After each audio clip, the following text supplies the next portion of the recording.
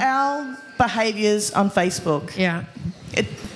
We see this stuff going on towards other members of our community all the time, and we turn a blind eye to it. We see people personally attacking each other on Facebook, and we turn a blind eye to it.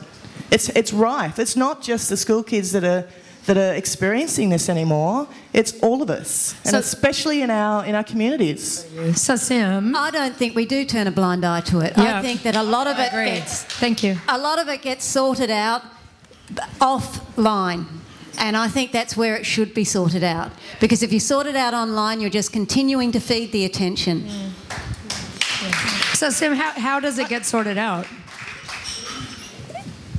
It's amazing what a reasonable word can do at the right time, especially when it's delivered unshakingly. Yeah. So how does bullying and exclusion play out in a minority community, in our community as you see it? I see it played out in a lot of ways. I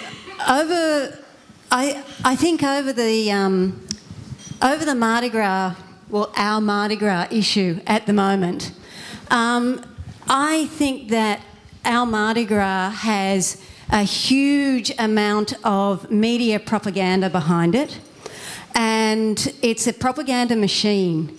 And I think that in instances like when a performer uses online means to say, excuse me, I don't like the way things are going down, I don't think it's okay to then attack that performer and call them childish.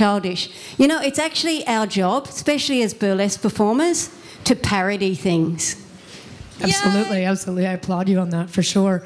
And how do you think we can be more inclusive? Like, Steph's obviously really upset about the anger and the animosity and the hatefulness going on. No, I'm all for open debates, but when it becomes personal. Yeah. And when comments are left unmoderated, when comments are left unanswered on people's walls, without any form of resolution, when friends of friends will allow personal attacks on their Facebook walls and leave them up there, that's when I get upset about it. Because so how can we be more inclusive? Sorry, if I could just go on. Yep. I spent 6 years on the board of Mardi Gras in 2 stints, and it wears you down. It completely wears you down. I would go to the Sydney Star Observer after all these articles were written about Mardi Gras, and the vitriol and from anonymous posters about me, about my private life, about decisions that I had no part in, that I had a board of 8 or 10 people behind me. It wears you down, and I'm a strong woman. You know what, Jane, you're right. I don't give a fuck whether you guys accept me or not tonight, because I've done my time, I've paid my dues, But week after week after week, having your name personally attacked for stuff, it kind of wears you down. I totally agree. I do not think that that's acceptable. We are very quick to remove anything from our Facebook page that we think is attacking somebody personally. And I think that it's all of our jobs to do that. And I know how you feel. I actually said something against somebody who was objecting to a British performer that had come out here and pissed on the Union Jack section of the Australian flag. And I did not grow up in Australia. I am Australian. My parents are Australian. My grandparents are Australian, and so forth. But I grew up in New Guinea, and I grew up on Bougainville, and I have seen some terrible things done under the Australian flag. And I put forward that I understood that they didn't want their flag pissed on, but they could certainly piss on mine, so I offered mine up.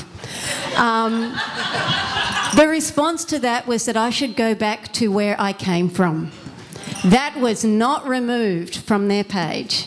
I understand what you're saying, and I think we should all get behind a more responsible use of Facebook.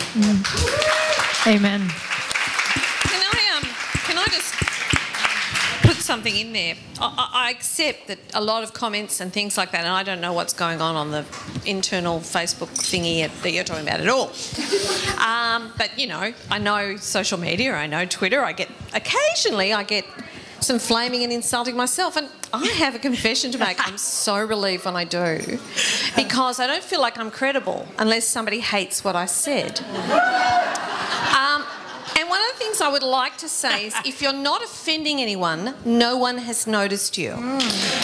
So I think that we need to also respond to people who come back with those really stupid, you know, go back to where you came from. It's always crappy, you know. It's always never witty. It's always Something really, a little bit more clever would be good, wouldn't it? yeah, it's always basic, it's always dumb, it's always stupid, and it's always like really kind of gross and babyish. And I just think turn around and be sort of cutting back is good, and point out how completely kind of lame their attack almost always is. And the funny thing is, when you point out how lame it is, you never hear from them Ever again.